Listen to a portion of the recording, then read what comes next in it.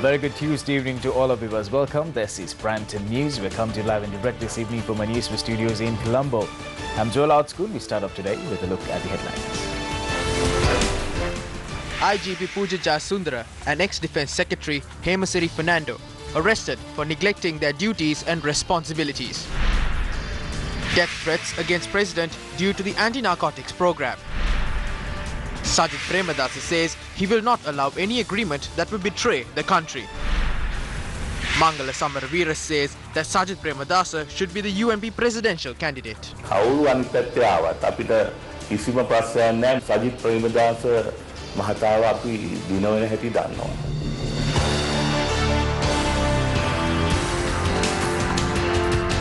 Starting off with our top story this evening, now former Defence Secretary Fernando has been arrested by officials of the CID. Now this is while receiving treatment at the National Hospital. The police chief had been ordered to report to the CID along with former Defence Secretary Fernando to record a statement over the April 21st attacks. The Attorney General had instructed Acting IGP C.D. Vikramaratne to name the state officials as suspects in the April attacks and produce them before court. The Attorney General had given the instructions taking into account the evidence directed to him by the Director of the Criminal Investigations Department. However, the police chief and the former Defence Secretary were admitted to hospital following health complications. Fernando, who was admitted to the intensive care unit of the cardiology unit at the Colombo General Hospital, had requested for another day to record the statements. Meanwhile, the IGP was admitted after experiencing chest pains to the police hospital in Narayanpeta. This evening, former Defence Secretary Fernando and Inspector General of Police Pujit Jayasundara was arrested by the Criminal Investigations Department while receiving treatment. They are currently being held by the CID at the respective hospitals they were being treated at. With regard to their arrests, the CID is currently in the process of presenting the facts to the Colombo Chief Magistrate. Meanwhile, Colombo Chief Magistrate Lanka ordered Fernando, who was admitted to the Colombo National Hospital, to be remanded again till tomorrow following his inspection at the hospital. The suspect is still receiving treatment at the National Hospital under the supervision of the prison officers. And the Chief Magistrate ordered further details about the health of the suspect to be reported to the court tomorrow. In news from the President's diary, now President Maithripala expressed his views following an event held in Polonnaruwa to present 8,000 land deeds to locals of the Mahavali colony. The general public say that the highest possible punishment should be imposed. That is why I decided to impose the capital punishment on drug convicts. At present, many have taken this matter to courts, citing fundamental rights. They are now representing drug convicts. The government, the opposition, NGOs and many other groups have started to criticize and attack me. However, I will not back down. I have even received death threats. Intelligence units have informed me in this regard. Those who take this matter to courts are all representatives of drug convicts. I have taken this decision for the future of this country, for its future generations. However, the politicians and drug dealers who go against the future of Sri Lanka are now relying on courts. Any foreign representative cannot influence my decision.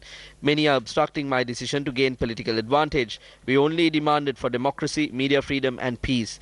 Despite the insulting and degrading criticisms, particularly those shared through social media, it was I who gave them the freedom to act in such a manner. It was I who gave them the freedom to reprimand the President with profanity. The insults, the criticisms, the communication of false and misleading information regarding me are all financially supported by drug dealers. This is the truth. Why is everyone criticizing me? Both the government and the opposition are criticizing me. In 2015, I took oaths as the President to eradicate corruption and to establish democracy in the country. I appointed a presidential commission to probe the affairs of the previous government as well as the present government. It does not matter whether it's the government or the opposition. Those who commit wrongdoings must be punished. I took oaths as the President to protect the country. Today, I received the report of the Presidential Commission appointed to look into Sri Lankan Airlines.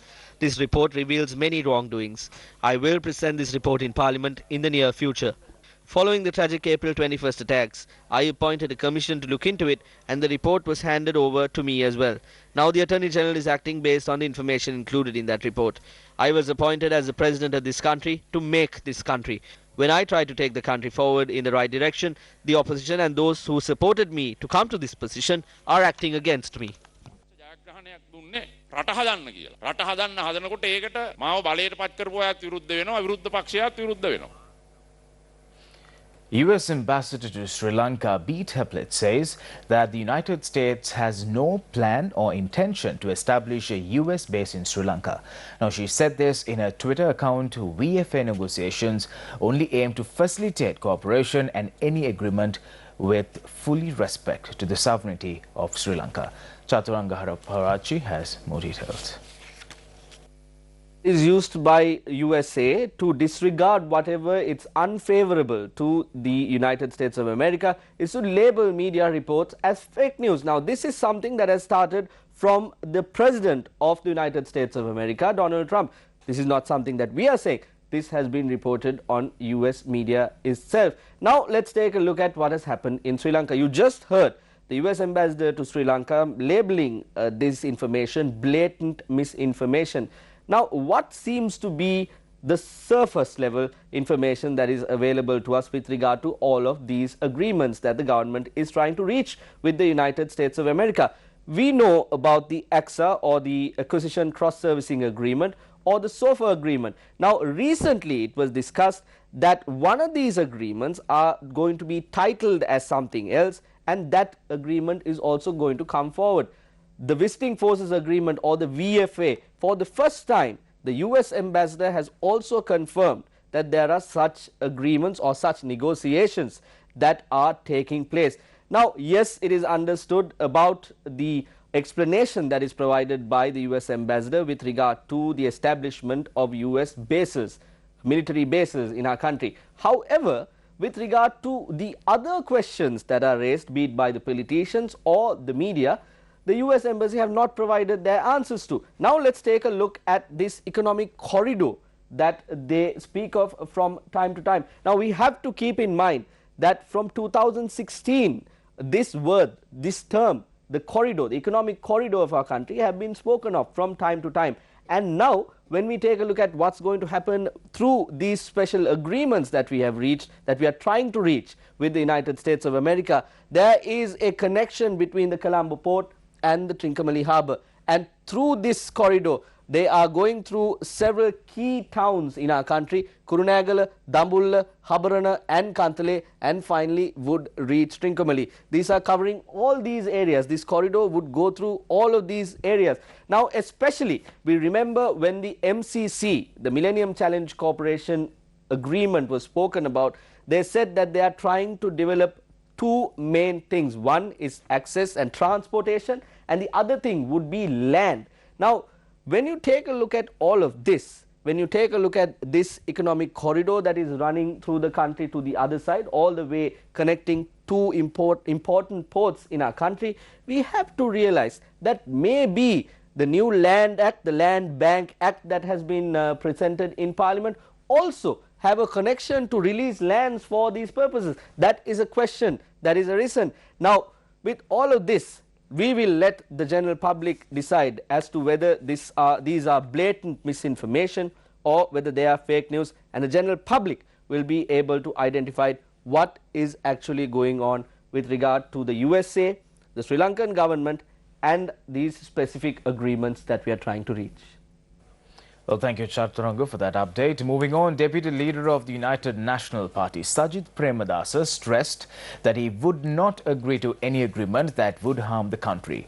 The minister expressed these views while presenting Samurthi benefits to 873 families of the Lunugambera Rajamahaviharaya.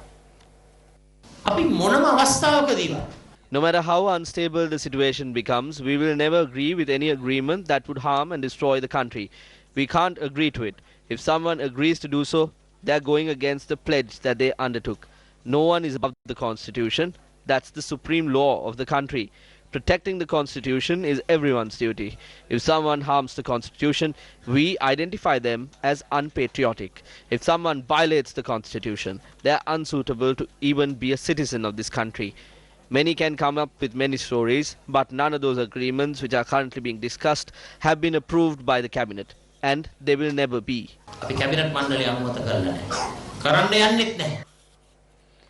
General Secretary of the Sri Lanka Freedom Party spoke about the party's stance on American intervention. නමුත් අද දැන් වියනා සම්මුතියනුත් එහාට ගිහිල්ලා. They have now gone beyond the Vienna Convention. They are now allowing any US soldier to carry weapons without any problem in Sri Lanka and to grant them immunity. When the AXA agreement was being signed, the president as the head of state and the commander-in-chief has not been informed and the cabinet of ministers has not been informed. They have directly gone ahead and an official has signed this with the ambassador. දැනුවත් කිරීමක් cabinet මණ්ඩලයේ දැනුවත් කිරීමක් මොකුත් නැහැ කෙලින්ම ගිහලා නිලධාරියෙක් ඒ ඉන්න තානාපතිවරයෙක් මේක අත්සන් කරනවා.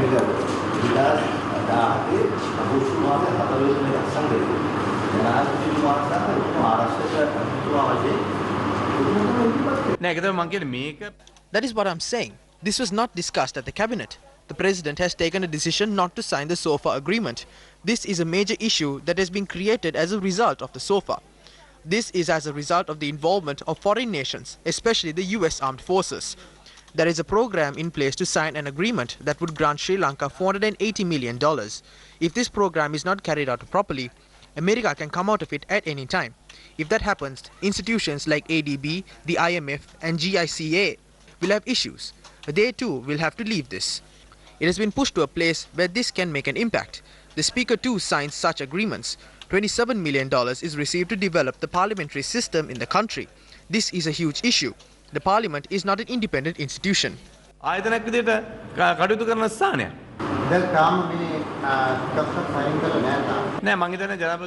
No, I don't think the president will allow that, be it the SOFA or the MCC. There are only 4 to 5 months remaining for the presidential election. You must not go into such agreements with the presidential election around the corner. The next government should be allowed to decide whether they will sign it or not. තීරණයක් ගන්න ඉඩ තියන්න ඕනේ කවුද මේක අත්සන් කරනවද නැද්ද කියන කාරණේ. අපි මොනම අවස්ථාවකදීවත් No matter how unstable the situation becomes, we will never agree with any agreement that would harm and destroy the country. We can't agree to it. If someone agrees to do so, they are going against the pledge that they undertook. No one is above the Constitution. That's the supreme law of the country. Protecting the Constitution is everyone's duty. If someone harms the Constitution, we identify them as unpatriotic. Minister Mangala Samaraweera had provided a statement to a website on the presidential candidate from the United National Party. For the past 25 years, the UNP has not had a presidential candidate of their own. To be honest, UNPers are helpless. Even though a UNP government was in power for the past 5 years, we failed to provide solutions to the problems faced by each electorate.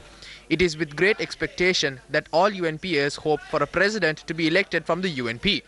The presidential candidate should not only be a UNPer but also must be able to win at the upcoming elections.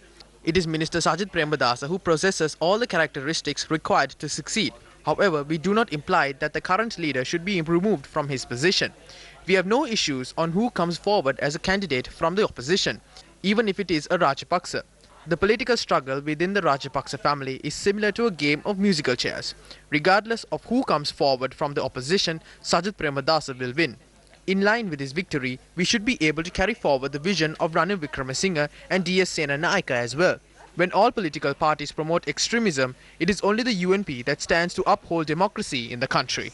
ප්‍රජාතන්ත්‍රවාදය වෙනුවෙන් පෙනී සිටින පක්ෂයක් හැටියට ඉතුරු වෙලා තියෙන්නේ එක්සත් ජාතික පක්ෂය විතරයි. And in news from courts this evening, now the petition filed against the decision to enforce the capital punishment was taken up today in the presence of a 5-judge bench headed by the Appeal Court President Yasantha Kotagoda. Deputy Solicitor General Nerin Pulle, appearing for the Attorney General, said that the Court of Appeal does not have a judicial power to examine a petition filed challenging a decision taken by the President as per the provisions of the Constitution. He pointed out the President has the right and the power as per the provisions of the Constitution to decide on the date, time and place of carrying out the capital punishment on inmates sentenced to death by a superior court. The other members of the bench are Justices Deepali Vijayasundara, Janak De Silva, Achala Venkapuli and Arjuna Opesekara. On the same note, General Secretary of the SLFP, Dayasiri Jayasekara, expressed his views about the capital punishment at an SLFP media briefing. Many countries agreed on banning the capital punishment according to the 1989 Optional Protocol 2. Then all those countries who agreed on this unanimously came to a decision to omit the death sentence from their law. But no one in Sri Lanka omitted it by bringing a law against it. I do not like the capital punishment to a certain extent. As a Sinhala Buddhist and as a lawyer, now Ranil Wickremesinghe says that the UNP will not allow this. So I would like to ask him, why didn't you sign the second optional protocol since 1989 if you were not willing to accept this? If that was done, Sri Lanka would have been among the countries who said no to capital punishment since their regime from 1989. Since the same regime operates, if this was signed back then, capital punishment would be an invalid factor in Sri Lanka right now.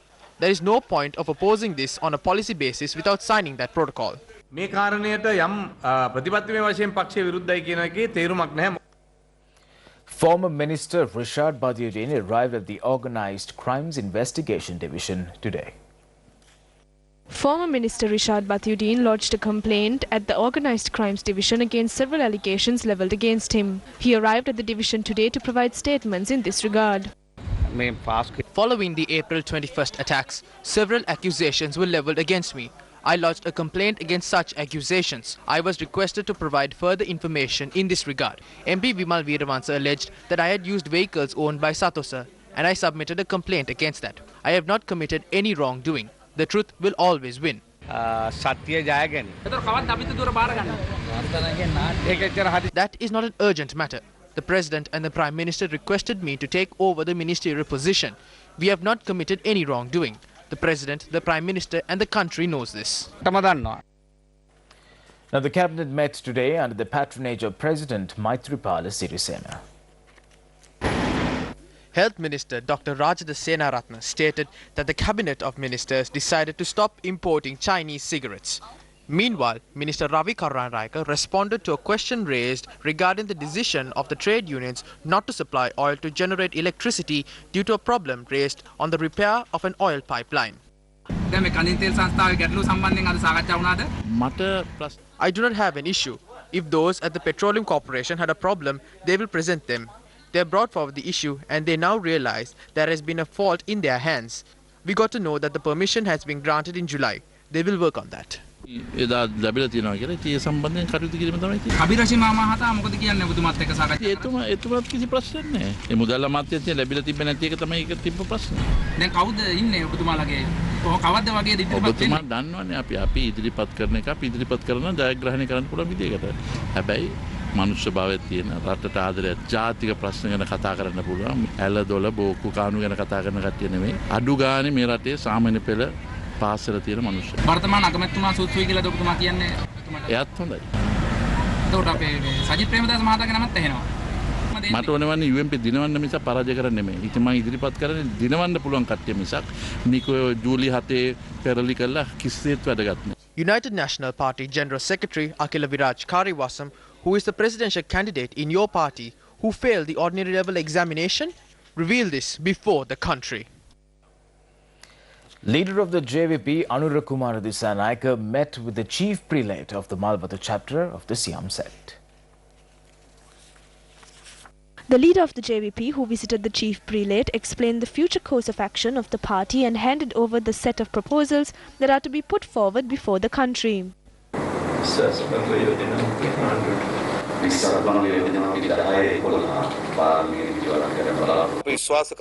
It is true that as officials who are in charge of the security of the country, the IGP and the Defence Secretary has a certain responsibility. But responsibility that exceeds that responsibility is held by the politicians. But the politicians of this country are trying to evade the responsibility by passing it on to the people below them. That is what's happening.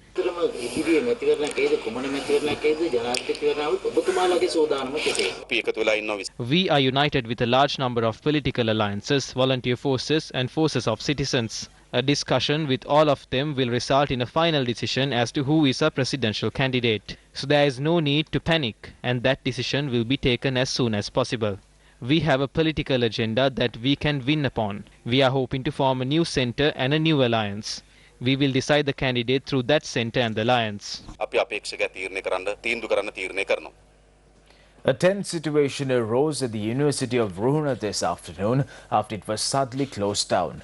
Now, the university authorities have taken steps to reopen the university premises in the face of student protests. The students were severely inconvenienced when the main entrance of the university was closed by the security officials. The university authorities took steps to strengthen security in the area. Officers from the Sri Lanka Army had also been deployed for the support of the security officers. The university officials decided to close down the main entrance of the university at 12 this afternoon. Our correspondent said as the gates were opened to make way for a vehicle coming towards the university, a group of students outside the gates rushed in, which caused a tense situation between the security officials and the students.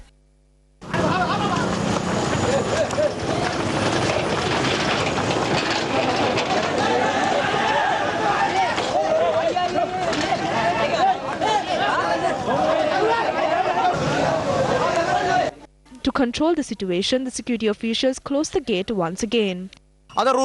This Vice-Chancellor, who once created issues inside this university, is trying to do it once again. This is a pilot project to control the students. No protests can be held in the university. When banners or cutouts are put up, they are teared down. Our correspondent said students were allowed to re-enter the premises at around 1 p.m. Vice-Chancellor of the university, Dr. Sujiva Amarasena, was not available for immediate comment.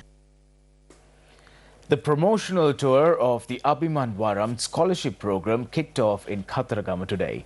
Now, the program is jointly powered by Anchor and the Champions Network. Abhiman Varam. Abhiman Varam is a program created to identify and groom talented Sri Lankan children who continue to dream despite numerous trials and tribulations.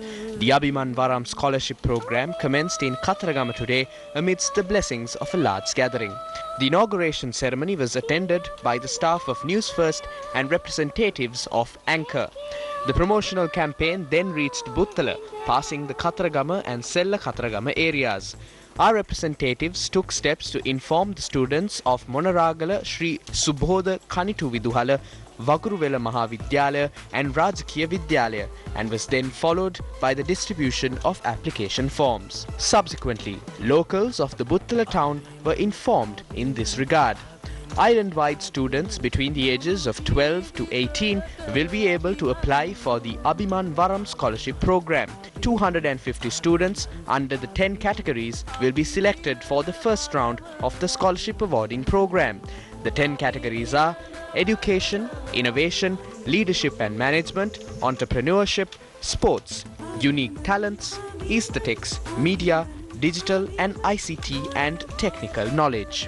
The selection of students for the scholarship program will be done by a panel comprised of 50 well-experienced judges. A media briefing for the Abhiman Varam 2019 scholarship program was convened at the auditorium of the Capital Maharaja organization yesterday.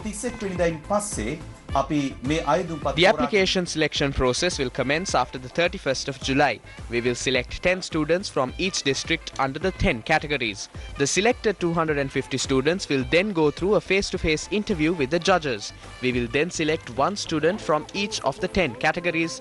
These 10 students will be awarded scholarships by Fonterra at the Stein Studios during the last week of September this year. ශිෂ්‍යත්ව පිරිනැමීමේ කටයුත්ත ස්ටයින් මෙදිරි සංකීර්ණයේදී සැප්තැම්බර් මාසයේ අන්තිම සතියේදී සිදු කරනු ලබනවා. There are various structures spread across the country for education. However, the number of opportunities available to showcase talents in leadership and entrepreneurship is very limited. This is the specialty of this program. We will guide them for a period of 1 year. Anchor, together with the Capital Maharaja organization, aims to empower the future generations of Sri Lanka. You can call the hotline 0777 6040 or log on to our website www.newsfirst.lk for more information on Abhiman Varam. On to more news this evening. Now, Sri Lanka has moved up to the upper middle income category from lower middle income category under the World Bank's new country classification by income level.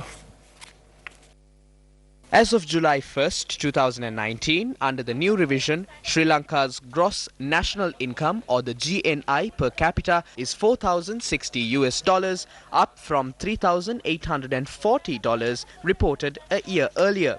In March this year, the World Bank reported that it recognized Sri Lanka as a lower middle income country with a GDP per capita of $4,073. The World Bank bases this assignment on gross national income per capita calculated using the World Bank's Atlas method. New thresholds are determined at the start of the World Bank's fiscal year in July and remain fixed for 12 months regardless of subsequent revisions to estimates. It should, however, be noted that according to the Central Bank of Sri Lanka, the gross national income per capita at current market price of US dollars stood at $3,991 at the end of 2018 and $3,996 as at the end of 2017. Moving on to news overseas this evening now, Russian media reports say that a fire